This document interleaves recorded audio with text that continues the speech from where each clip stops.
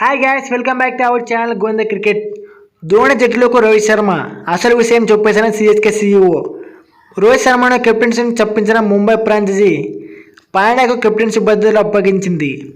అయితే ఈ ప్రకటన తర్వాత రోహిత్ శర్మ ముంబై ఇండియన్స్ జట్టు విడినట్లు వార్తలు కూడా వచ్చాయి.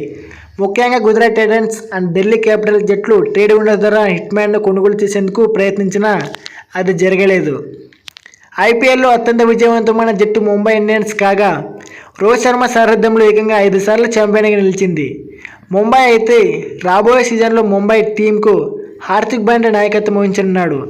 రోహిత్ శర్మను కెప్టెన్సీ నుంచి తప్పించిన ముంబై ఫ్రాంచైజీ పాండ్యాకు కెప్టెన్సీ బాధ్యతలు వచ్చింది. అయితే ఈ ప్రకటన తర్వాత రోహిత్ శర్మ ముంబై ఇండియన్స్ జట్టును విడినట్లు వార్తలు కూడా వచ్చాయి. ముఖ్యంగా గుజరాత్ టైటన్స్, ఢిల్లీ క్యాపిటల్స్ జట్లు ట్రేడ్ విండో ద్వారా హిట్మ్యాన్ను కొనుగోలు చేసేందుకు ప్రయత్నించాయి. అయితే ఈ విషయంలో రెండు ఫ్రాంచైజీలు కూడా ముంబై ఇండియన్స్ ఒప్పందం కుదుర్చలేకపోయాయి. ఇది జరిగిన వెంటనే రోహిత్ శర్మ చెన్నై సూపర్ కింగ్స్ జట్టులోకి చేరబోతున్నాడని వార్తలు కూడా వచ్చాయి. ధోని వారసుడుగా హిట్మ్యాన్ సిఎస్కే జట్టును నాయకత్వం వహిస్తాడని వార్త సోషల్ మీడియాలో అయితే తెగ వైరల్గా మారింది. తాజాగా ఈ వార్తలపై Chennai super kings CEO Kashi Viswanathan మౌనం వీడారు. రోహిత్ శర్మ కోసం సిఎస్కే ఫ్రాంచైజీ ముంబై ఇండియన్స్కు ఎలాంటి ఆఫర్ చేయలేదని స్పష్టం చేసింది.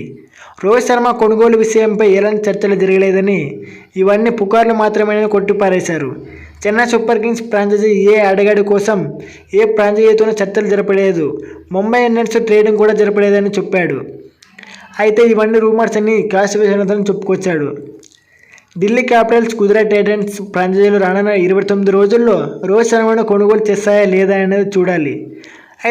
మరి రోహిత్ శర్మ ముంబై ఇండియన్స్ జట్టులోనే ఉంటాడా, లేదంటే గుజరాత్ టైటన్స్ లేదా ఢిల్లీ క్యాపిటల్స్ జట్టులోకి వెళ్తాడనేది ఆసక్తికరంగా మారింది.